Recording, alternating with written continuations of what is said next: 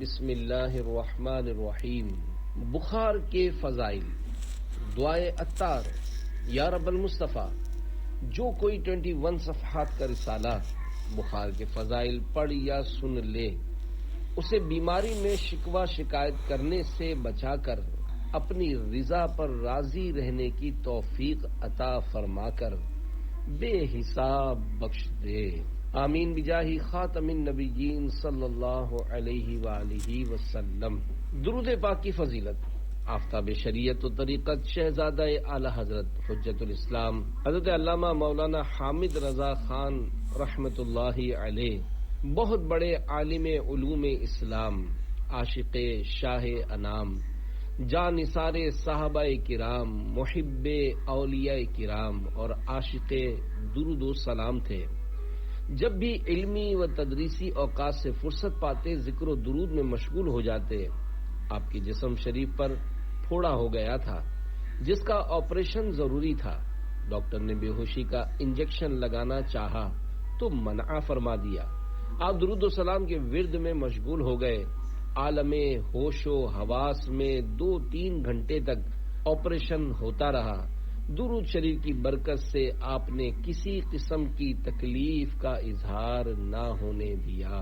شہزادہ اعلی حضرت مولانا حامد رضا خان رحمت اللہ علیہ اپنی نعتیہ کتاب بیاض پاک میں لکھتے ہیں، شکیب دل قرار جاں محمد مصطفیٰ تم ہو، طبیب درد دل تم ہو، میرے دل کی دوا تم ہو، غریبوں درد مندوں کی دوا تم ہو، دعا تم ہو، فقیروں بے نواؤں کی صدا تم ہو، ندا تم ہو، انا من حامد و حامد رضا منی کے جلووں سے، بحمد اللہ رضا حامد ہیں اور حامد رضا تم ہو، صلو علی الحبیب صلی اللہ علی محمد۔ بخار کسے کہتے ہیں؟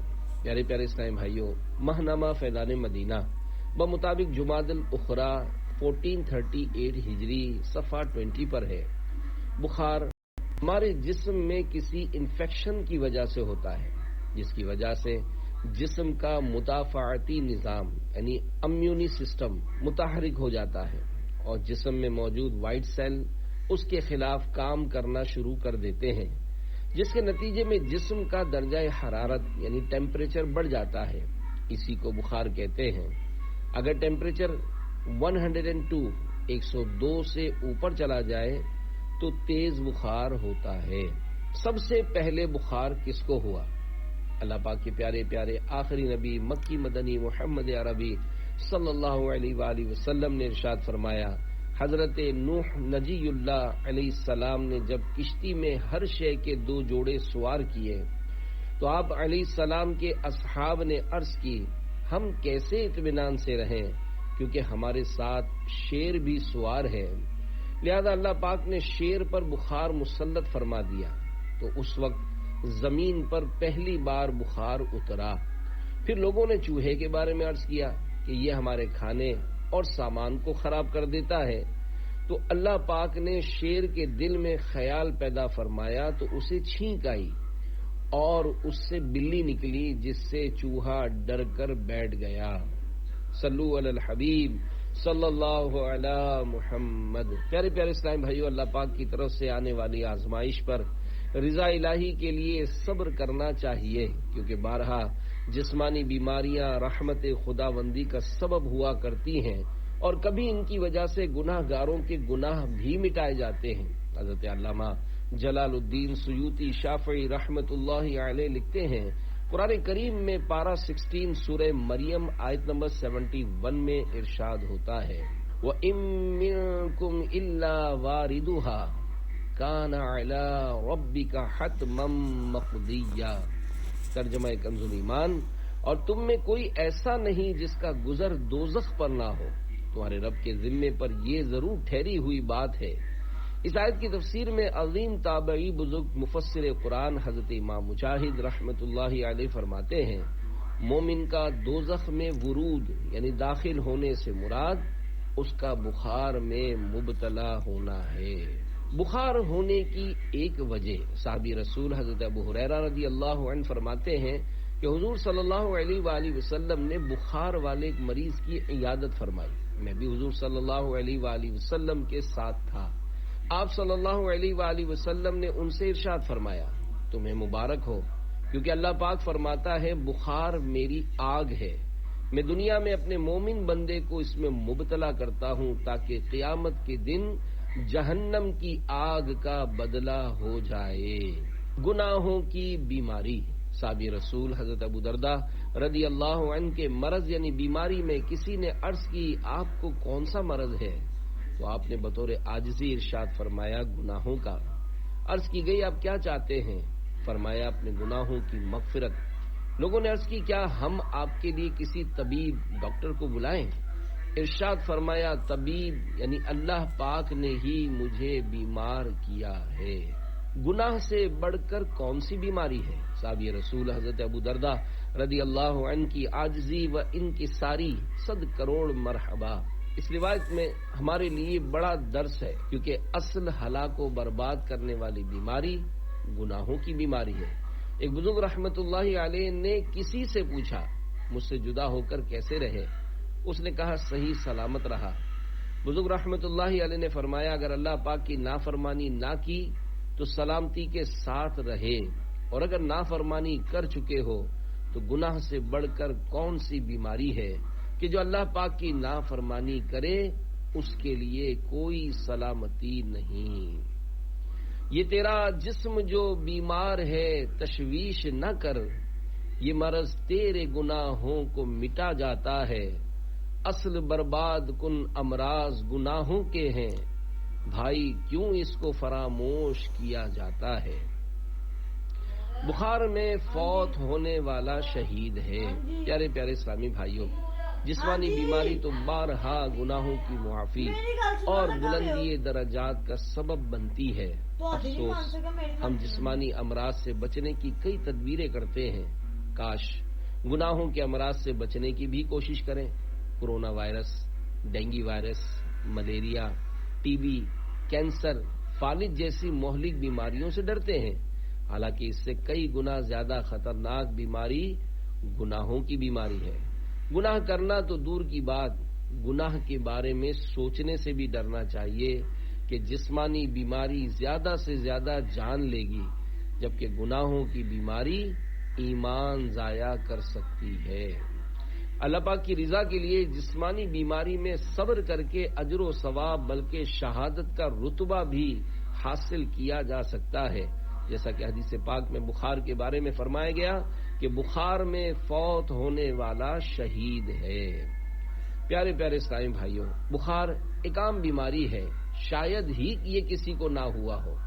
بخار کے بارے میں چند فرامین مصطفیٰ صلی اللہ علیہ وآلہ وسلم سنیے، اور بخار میں گلا شکوہ کرنے کی بجائے اللہ پاک کی رضا پر راضی رہتے ہوئے صبر کر کے عظیم الشان اجر و ثواب کے حقدار بنیے. جنت کے 8 دروازوں کی نسبت سے 8 فرامین آخری نبی صلی اللہ علیہ وآلہ وسلم. نمبر 1، جب کوئی بندہ یا بندی مسلسل بخار اور سر درد میں مبتلا ہو اور اس پر احد پہاڑ کی مثل گناہ ہو، تو جب وہ بیماری اس سے جدا ہوتی ہے تو ان کے سر پر رائی کے دانے برابر بھی گناہ نہیں ہوتے. نمبر 2، جو ایک رات بخار میں مبتلا ہو اور اس پر صبر کرے اور اللہ پاک سے راضی رہے تو اپنے گناہوں سے ایسے نکل جاتا ہے جیسے اس دن تھا جب اس کی ماں نے اسے جنا تھا. نمبر 3، بخار جہنم کے جوش سے ہے اور یہ مومن کا جہنم سے حصہ ہے. نمبر 4، بخار جہنم کی بھٹی ہے، لہذا اس میں سے جتنی مقدار مومن کو پہنچی وہ اس کا جہنم سے حصہ ہوتا ہے. نمبر 5، اللہ پاک ایک رات کے بخار کے سبب مومن کے تمام پچھلے گناہ مٹا دیتا ہے. نمبر 6، جب تک بخار میں مبتلا شخص کے قدم میں درد رہتا ہے اور اس کی رگ پھڑکتی رہتی ہے، اسے اس کے بدلے میں نیکیاں ملتی رہتی ہیں. نمبر 7، بندہ مومن کو جب لو لگتی ہے یا بخار ہوتا ہے تو اس کی مثال اس لوہے کی طرح ہوتی ہے جسے آگ میں ڈالا گیا تو آگ نے اس کا زنگ دور کر دیا اور اچھائی باقی رکھی۔ نمبر 8، بخار کو برا نہ کہو، اس لیے کہ یہ تو گناہوں سے اس طرح پاک کر دیتا ہے جیسے آگ لوہے کے میل کو دور کر دیتی ہے۔ حدیث پاک پڑھانے سے شفا مل جاتی ہے۔ حضور محدث اعظم پاکستان مولانا سردار احمد رحمت اللہ علیہ نے ایک مرتبہ ارشاد فرمایا، جب لوگ بیمار ہوتے ہیں، بخار یا سر درد ہوتا ہے تو وہ دوا کھاتے ہیں، لیکن مجھے تکلیف ہوتی ہے تو میں حدیث مصطفیٰ صلی اللہ علیہ وآلہ وسلم پڑھاتا ہوں، جس سے مجھے آرام آ جاتا ہے۔ جس کو مرض عشق نہیں ہے وہ ہے بیمار، اچھا تو وہی ہے جو ہے بیمار تمہارا۔ ہر وقت ترقی پہ رہے درد محبت، چنگا نہ ہو مولا کبھی بیمار تمہارا۔ صلو علی الحبیب صلی اللہ علی محمد۔ کیا کبھی بیمار نہ ہونا اچھی بات ہے؟ صحابی رسول حضرت ابو الیقظان عمار بن یاسر رضی اللہ عنہما کے ارد گرد کچھ لوگ حلقہ بنائے بیٹھے تھے کہ بیماری کا تذکرہ ہوا۔ ایک دیہاتی نے فخری انداز میں کہا، میں تو کبھی بیمار نہیں ہوا۔ یہ سنتے ہی آپ نے فرمایا، تو ہم میں سے نہیں ہے، کیونکہ کامل ایمان والے کو مصیبتوں کے ذریعے آزمایا جاتا ہے اور اس کے گناہ اس طرح گرتے ہیں جس طرح درخت کے پتے جھڑتے ہیں۔ مبارک امراض۔ میرے آقا اعلی حضرت امام اہل سنت مولانا شاہ امام احمد رضا خان رحمت اللہ علیہ ارشاد فرماتے ہیں، درد سر اور بخار وہ مبارک امراض ہیں جو انبیاء کرام علیہم السلام کو ہوتے تھے۔ 40 دن میں بیماری نہ آئے تو اے عاشقان رسول، سرکار اعلی حضرت امام احمد رضا خان رحمت اللہ علیہ فرماتے ہیں، جسم کے حق میں کبھی کبھی ہلکا بخار، زکام، درد سر اور ان کے مثل ہلکے امراض بلا نہیں، نعمت ہے، بلکہ ان کا نہ ہونا بلا ہے۔ مردان خدا پر اگر 40 دن گزریں کہ کوئی علت و قلت نہ پہنچے، یعنی بیماری و پریشانی نہ آئے، تو استغفار و انابت فرماتے ہیں، یعنی توبہ کرتے اور رجوع لاتے ہیں کہ مبادا باغ ڈھیلی نہ کر دی گئی ہو، یعنی جس طرح نافرمانوں کو گناہوں کی وجہ سے ڈھیل دے دی جاتی ہے، کہیں ایسا ہی معاملہ ہمارے ساتھ نہ ہو۔ کوئی خیر و بھلائی نہیں۔ اے عاشقان اولیاء، ہمارے بزرگان دین رحمت اللہ علیہم کا طریقہ کار یہ ہوتا ہے کہ اگر کسی سال جان یا مال پر کوئی مصیبت نہ آتی تو گھبرا جاتے اور کہتے، مومن کو ہر 40 دن میں کوئی نہ کوئی گھبرا دینے والا معاملہ یا آزمائش ضرور پہنچتی ہے۔ حضرت ضحاک رحمت اللہ علیہ کہتے ہیں، جو شخص 40 راتوں میں ایک رات میں بھی گرفتار رنج و علم نہ ہوا ہو، اللہ پاک کے یہاں اس کے لیے کوئی خیر و بھلائی نہیں ہے۔ وہ کہ آفات میں مبتلا ہیں جو گرفتار رنج و بلا ہیں، فضل سے ان کو صبر و رضا کی میرے مولا تو خیرات دے دے۔ صلو علی الحبیب صلی اللہ علی محمد۔ رگ رگ کے گناہ۔ اعلی حضرت رحمت اللہ علیہ فرماتے ہیں، ہر ایک مرض یا تکلیف جسم کے جس موضع یعنی جگہ پر ہوتی ہے وہ زیادہ کفارہ اسی موقع کا ہے کہ جس کا تعلق خاص اس سے ہے، لیکن بخار وہ مرض ہے کہ تمام جسم میں سرایت کر جاتا ہے، جس سے بِإِذْنِهِ تعالی یعنی اللہ پاک کے حکم سے تمام رگ رگ کے گناہ نکال لیتا ہے۔ الحمدللہ کہ مجھے اکثر حرارت و درد سر رہتا ہے۔ اللہ والوں کی شان۔ امام ابو طالب مکی رحمت اللہ علیہ فرماتے ہیں، ایک عارف یعنی اللہ پاک کی پہچان رکھنے والے بزرگ فرماتے ہیں کہ میرا دل سب سے زیادہ صاف اس وقت ہوتا ہے جب مجھے بخار ہوتا ہے۔ ایسے ہی اہل اللہ کا مقولہ ہے، نحن نفرح بالبلاء کما یفرح اہل الدنیا بالنعم، یعنی ہم بلاؤں مصیبتوں کے ملنے پر ایسے ہی خوش ہوتے ہیں جیسے اہل دنیا دنیاوی نعمتیں ہاتھ آنے پر خوش ہوتے ہیں۔ یاد رہے، مصیبت بسا اوقات مومن کے حق میں رحمت ہوا کرتی ہے اور صبر کر کے عظیم اجر کمانے اور بے حساب جنت میں جانے کا موقع فراہم کرتی ہے۔ چپ کر سینتا موتی ملسن، صبر کرے تا ہیرے، پاگلا وانگوں رولا پاویں، نہ موتی نہ ہیرے۔ صلو علی الحبیب صلی اللہ علی محمد۔ خوشخبری سن لو، حضرت بی بی ام مالک رضی اللہ عنہا فرماتی ہیں، میں سخت بخار کی وجہ سے کپ کپا رہی تھی کہ میرے پاس حضور صلی اللہ علیہ وآلہ وسلم تشریف لائے اور ارشاد فرمایا، اے ام مالک تجھے کیا ہوا؟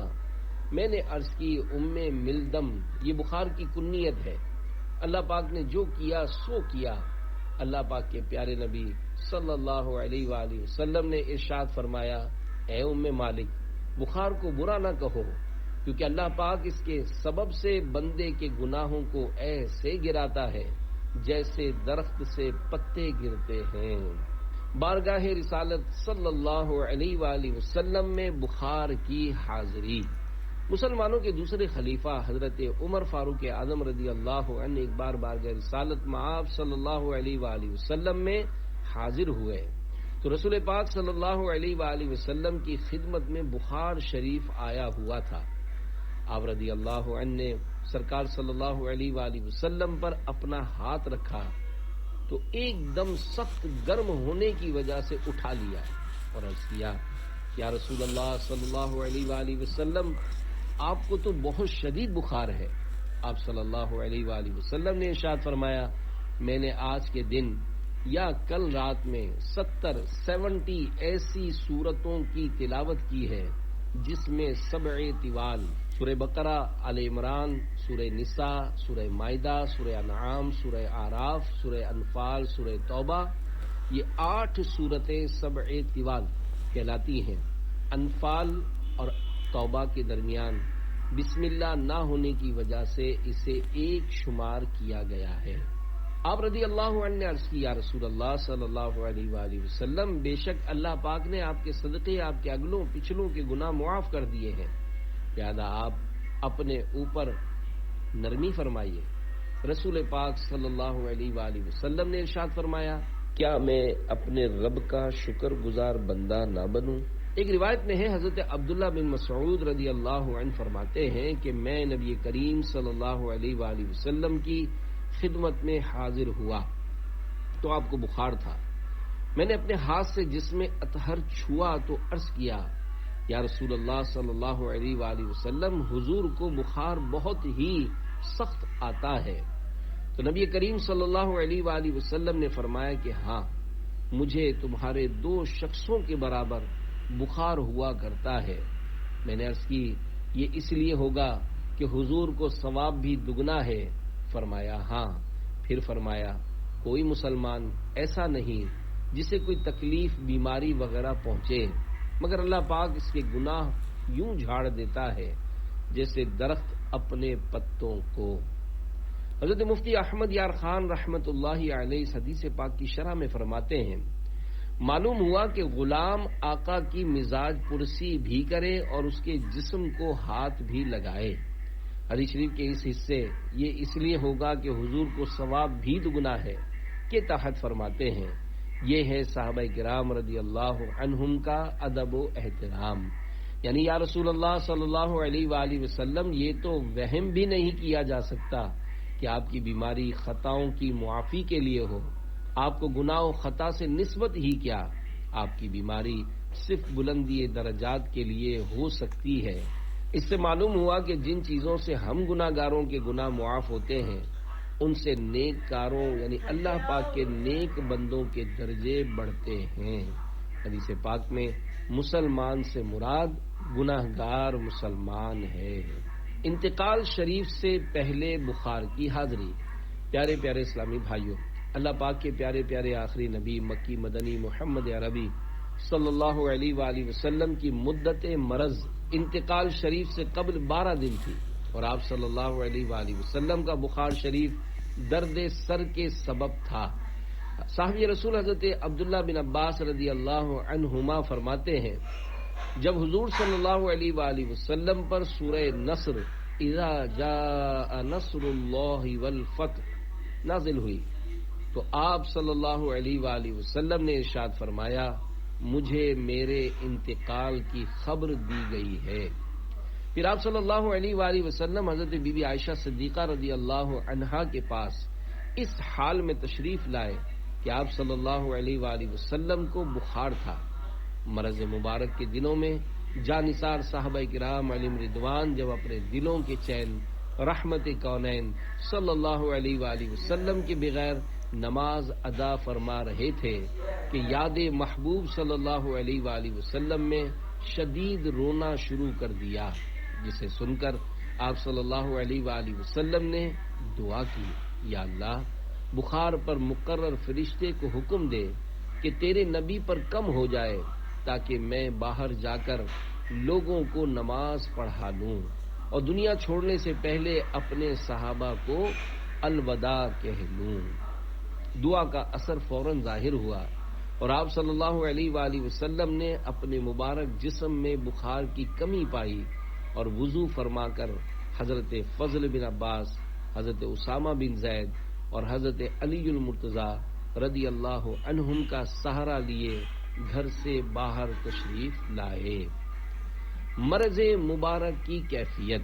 پیارے پیارے اسلام بھائیوں، اللہ کریم کے پیارے پیارے آخری نبی مکی مدنی محمد عربی صلی اللہ علیہ وآلہ وسلم کے انتقال شریف کے مرض مبارک کی شروعات سر مبارک کے درد شریف سے ہوئی، اور ظاہر یہ ہے کہ سر درد بخار کے ساتھ تھا، کیونکہ آپ صلی اللہ علیہ وآلہ وسلم کے مرض میں بخار شدید ہو گیا تھا۔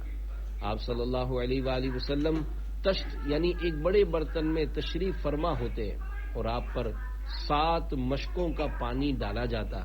پیارے آقا صلی اللہ علیہ وآلہ وسلم پانی سے ٹھنڈک حاصل کرتے۔ آپ صلی اللہ علیہ وآلہ وسلم کمبل شریف اوڑے ہوئے تھے، جو آپ صلی اللہ علیہ وآلہ وسلم پر ہاتھ رکھتا اسے کمبل شریف کے اوپر سے آپ صلی اللہ علیہ وآلہ وسلم کے بخار شریف کی حرارت یعنی گرمی محسوس ہوتی تھی۔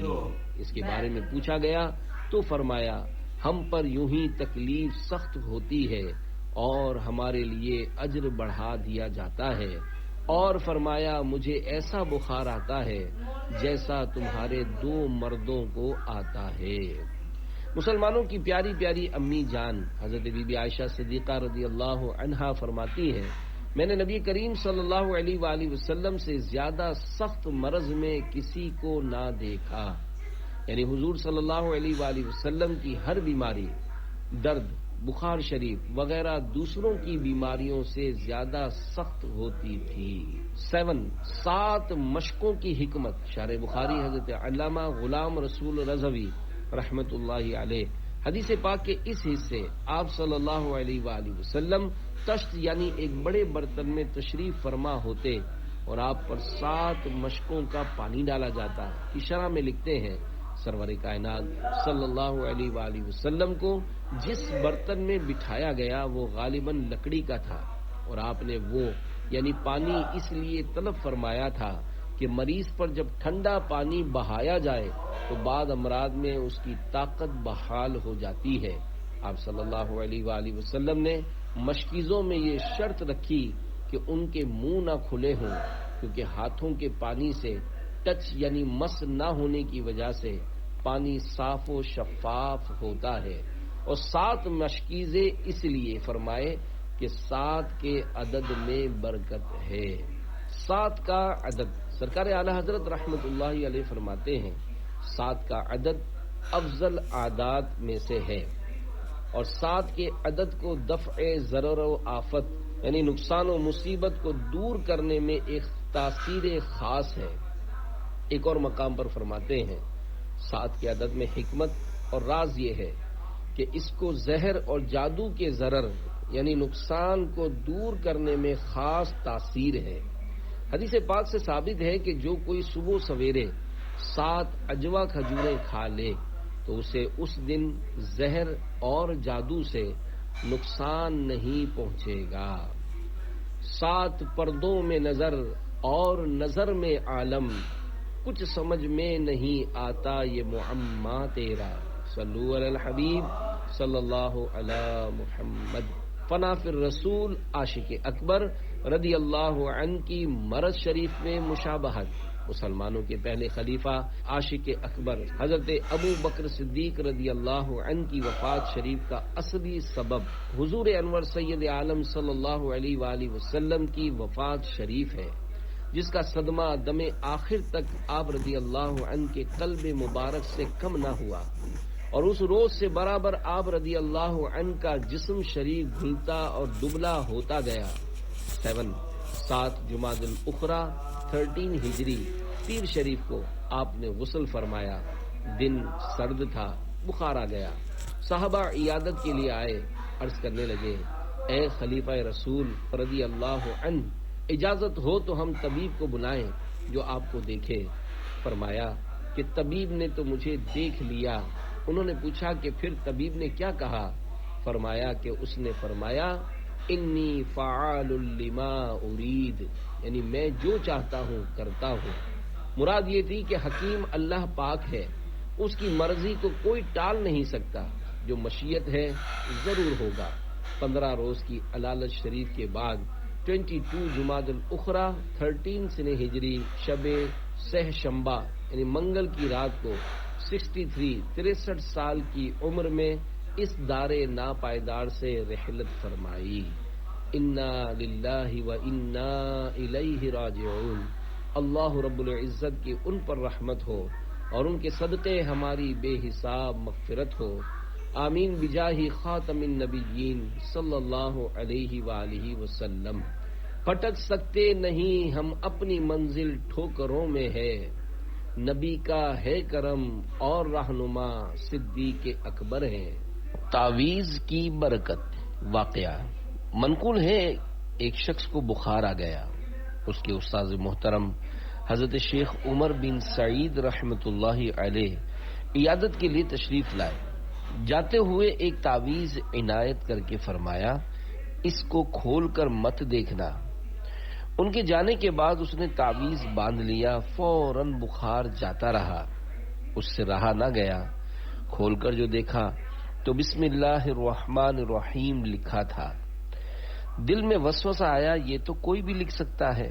عقیدت میں کمی آتے ہی فوراً بخار واپس آ گیا۔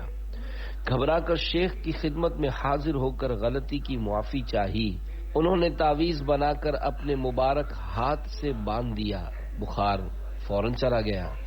اب کی بار کھول کر دیکھنے سے منع نہیں فرمایا تھا، مگر ڈر کے مارے کھول کر نہ دیکھا۔ بالآخر سال بھر کے بعد جب کھول کر دیکھا تو وہی بسم اللہ الرحمن الرحیم لکھی تھی۔ اللہ پاک کی ان پر رحمت ہو اور ان کے صدقے ہماری بے حساب مغفرت ہو، آمین بجاہ خاتم النبیین صلی اللہ علیہ وآلہ وسلم۔ پیارے پیارے اسلامی بھائیوں، واقعی بسم اللہ الرحمن الرحیم کی بڑی برکتیں ہیں اور اس میں بیماریوں کا علاج بھی ہے۔ اس واقعے سے درس ملا کہ بزرگان دین رحمت اللہ علیہم اگر کسی مباح بات سے بھی منع کر دے تو سمجھ میں نہ آنے کے باوجود بھی اس سے باز رہنا چاہیے۔ اور یہ بھی درس ملا کہ تعویذ کھول کر نہیں دیکھنا چاہیے کہ اس سے اعتقاد متزلزل ہونے یعنی بدلنے کا اندیشہ رہتا ہے، پھر اس کی طے کرنے کے مخصوص طریقے کے ساتھ لپیٹنے کے دوران بعض اوقات کچھ پڑا ہوا بھی ہوتا ہے، لہذا کھول کر دیکھنے سے اس کے فوائد میں کمی آ سکتی ہے۔ صلو علی الحبیب صلی اللہ علی محمد۔ ایک دن بخار چھپانے کی فضیلت۔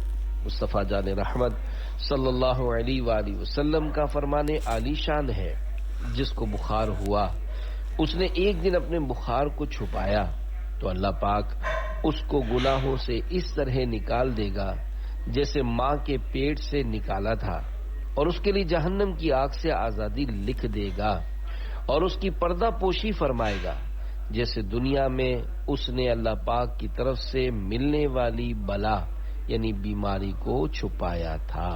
وہ کہ آفات میں مبتلا ہیں، جو گرفتار رنج و بلا ہیں، فضل سے ان کو صبر و رضا کی، میرے مولا تو خیرات دے دے۔ صلو علی الحبیب صلی اللہ علی محمد۔ موت کے تین قاصد، اللہ پاک کے پیارے نبی حضرت یعقوب علیہ السلام اور حضرت عزرائیل ملک الموت علیہ السلام میں دوستی تھی۔ ایک بار جب حضرت ملک الموت علیہ السلام آئے تو حضرت یعقوب علیہ السلام نے پوچھا، آپ ملاقات کے لیے تشریف لائے ہیں یا میری روح قبض کرنے کے لیے؟ عرض کیا ملاقات کے لیے۔ فرمایا مجھے وفات دینے سے قبل میرے پاس اپنے قاصد بھیج دینا۔ ملک الموت علیہ السلام نے کہا میں آپ کی طرف 2 یا 3 قاصد بھیج دوں گا۔